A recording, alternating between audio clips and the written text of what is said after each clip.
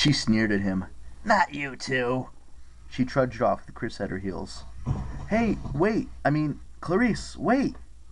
I watched the last sparks from Beckendorf's fire curl up into the afternoon sky. Then I headed towards the sword fighting arena. I needed a break, and I wanted to see an old friend. Chapter 5. I drive my dog into a tree. Miss O'Leary saw me before I saw her, which was a pretty good trick considering she's the size of a garbage truck. I walked into the arena, and a wall of darkness slammed into me. Woof! The next thing I knew, I was flat on the ground with a huge paw on my chest and an oversized Brillo pad tongue licking my face. "Ow!" I said. "Hey girl, good to see you too. Ow!" It took a few minutes for Miss O'Leary to calm down and get off me. By then, I was pretty much drenched in dog drool. She wanted to play fetch, so I picked up a bronze shield and tossed it across the arena. By the way, Miss O'Leary is the world's only friendly hellhound. I kind of inherited her when her previous owner died. She lived at camp, but Beckendorf used to take care of her whenever I was gone. He had smelted Miss O'Leary's favorite bronze chewing bone. He'd forged her collar with a little smiley face and a crossbone name tag. Next to me, Beckendorf had been her best friend. Thinking about that made me sad all over again, but I threw the shield a few more times because Miss O'Leary insisted. Soon she started barking, a sound slightly louder than an artillery gun, like she needed to go for a walk. The other campers didn't think it was funny when she went on to the bathroom in the arena. It had caused more than one unfortunate slip-and-slide accident. So I opened the gates of the arena, and she bounded straight towards the woods. I jogged after her, not too concerned that she was getting ahead. Nothing in the woods could threaten Miss O'Leary. Even the giant scorpions ran away when she came close. When I finally tracked her down, she wasn't using the facilities. She was in a familiar clearing where the Council of Clothed Elders had once put Grover on trial. The place didn't look so good. The grass had turned yellow. The 3 to 5 feet thrones had lost all their leaves. But that's not what surprised me. In the middle of the glade stood the weirdest trio I'd ever seen. Juniper the tree nymph, Nico D'Angelo, and a very old, very fat satyr. Nico was the only one who didn't seem freaked out by Miss O'Leary's appearance.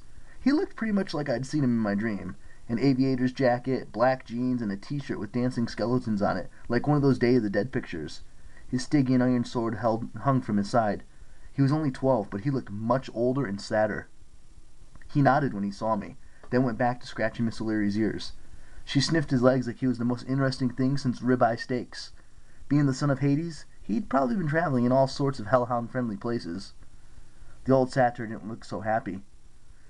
"Will someone... What is this underworld creature doing in my forest?" He waved his arms and trotted on his hooves as if the grass were hot. "You there, Percy Jackson? Is this your beast?" "Sorry, Linnaeus," I said. "That's your name, right?" The satyr rolled his eyes. His fur was dust bunny gray, and a spiderweb grew between his horns. His belly would have made him an invincible bumper car. "Well, of course I'm Linnaeus. Don't tell me you've forgotten a member of the council so quickly. Call now, call up your beast." "Woof," Miss O'Leary said happily. The old satyr gulped. "Make it go away. Juniper, I will not help you under these circumstances."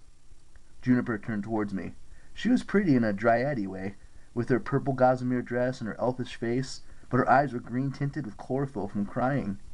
"Percy," she sniffled. "I was just talking about Grover. I know something's happened. He wouldn't stay gone this long if he wasn't in trouble. I was hoping that Linnaeus—" "I told you," the satyr protested. "You are better off without that traitor."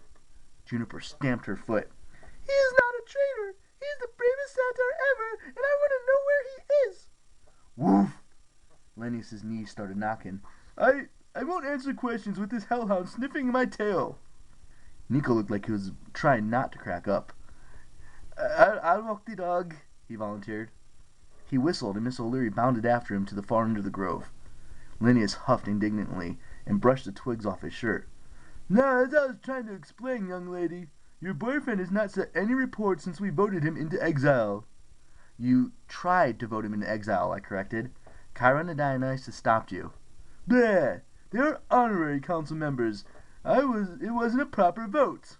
"I'll tell Dionysus you said that." Linnaeus paled. "I only meant... Now see here, Jackson, this is none of your business." "Grover's my friend," I said. "He wasn't lying to you about Pan's death. I saw it myself. You were just too scared to accept the truth." Linnaeus' lips quavered. No! Grover's a liar and good riddance. We're better off without him.